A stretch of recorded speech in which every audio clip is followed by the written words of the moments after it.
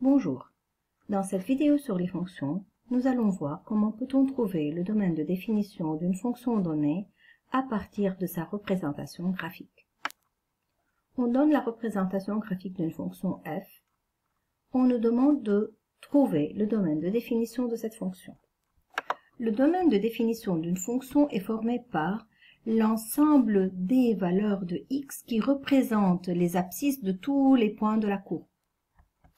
On commence par ce premier point. Ce point admet comme abscisse moins 7. Et on continue à lire les abscisses de tous les points de la courbe. Ces abscisses sont nécessairement supérieures à moins 7. On continue à lire les abscisses des points de la courbe jusqu'à arriver au dernier point. Comme la courbe est bornée en 2 points, ce dernier point admet comme abscisse 3. Et alors, le domaine de définition de la fonction f n'est rien que de moins 7 jusqu'à 3, fermé en moins 7 comme le point d'abscisse moins 7 est un point de la courbe, et aussi fermé en 3 comme le point d'abscisse 3 est un point de la courbe. Et alors, pour trouver le domaine de définition d'une fonction, c'est lire les abscisses de tous les points de la courbe, et ici on trouve l'intervalle fermé moins 7, 3.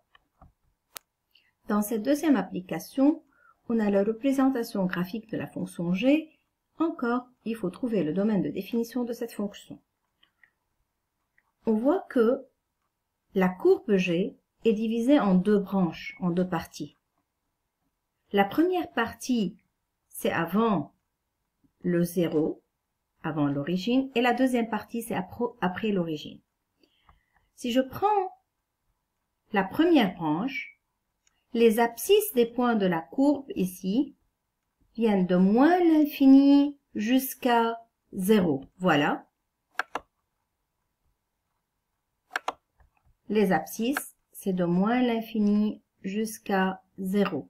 Mais bien sûr, là, je sais bien que le 0 n'appartient pas au domaine de définition, comme il n'y a aucun point de la courbe qui admet l'abscisse nulle.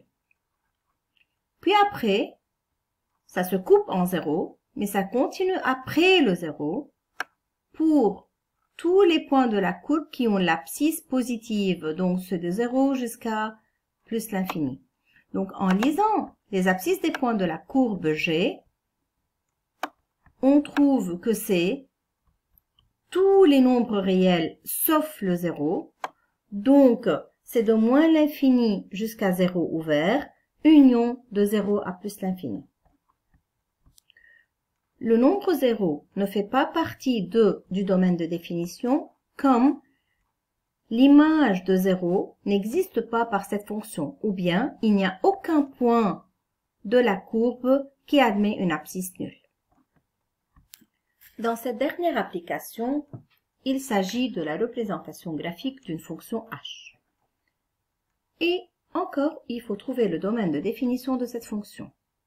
Voilà, on trouve que la courbe représentative de la fonction h commence par l'origine. Et ça continue dans le premier cadran.